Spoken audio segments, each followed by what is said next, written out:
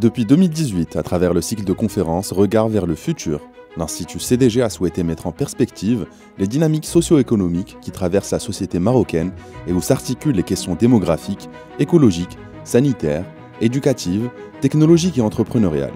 Ces rencontres régulières sont l'occasion d'explorer ces tendances qui façonnent le futur, d'y déceler les contraintes pour répondre aux nouveaux besoins et d'une tentative de vue prospective à long terme.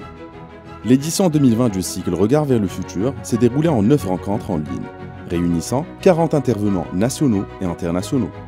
Fidèle à son esprit, elle a été ouverte à l'ensemble des acteurs qui, dans le contexte de la pandémie de la Covid-19 et de ses conséquences sur les activités humaines, s'interrogent sur la manière de croiser les questions d'éducation, de santé, de société et de l'entreprise au regard des progrès technologiques pour créer de nouvelles intelligences collectives à l'échelle nationale.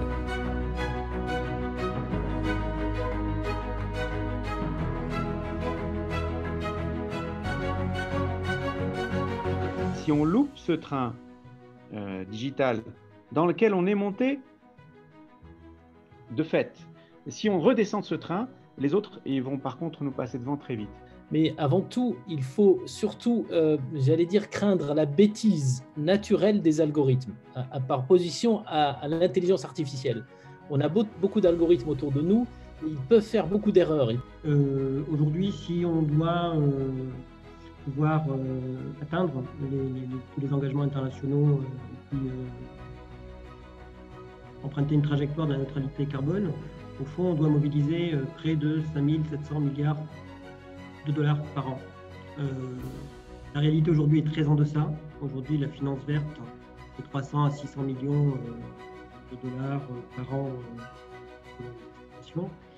Donc, est-ce qu'on ne peut pas dire qu'il faut faire quelques universités de rang mondial, c'est-à-dire on leur donne cet objectif 5, 6 et on leur donne les moyens pour y arriver, au lieu d'avoir toutes les universités sur le même modèle. Mais la crise nous fait prendre conscience aujourd'hui de plusieurs faits. Premièrement, l'incertitude croissante sur la demande future du pétrole et du gaz et sur la volatilité des prix, l'attractivité croissante des solutions durables dans l'énergie, et notamment les énergies renouvelables et les technologies en cours d'évolution, la nécessaire évolution de nos modes de consommation et de production. Et donc une structure importante comme la CDG a décidé d'investir ce territoire et de mettre en place une écocité complètement innovante qui s'appelle donc l'écocité Zneta. Mais le problème, c'est qu'aujourd'hui, on ne valorise pas assez le déchet. Nous avons un potentiel de valorisation de 20%, mais aujourd'hui, le taux de valorisation et de recyclage, il est de 7% seulement. Quelque part, si on laisse le vide, quelque chose va se mettre en place, que ce soit des moyens de transport formels ou des moyens de transport informels. Donc, il vaut mieux qu'effectivement les pouvoirs publics et les pouvoirs locaux prennent la place en mettant en place des transports urbains qui soient performants, de qualité, bien déployés, bien organisés. En Europe, beaucoup de gens pensent qu'avec les voitures électriques, on va tout résoudre. D'abord, elles vont mettre très longtemps à arriver, très longtemps à remplacer les voitures thermiques, donc, parce qu'elles coûtent plus cher, elles sont un élément de réponse, mais elles ne sont pas la réponse.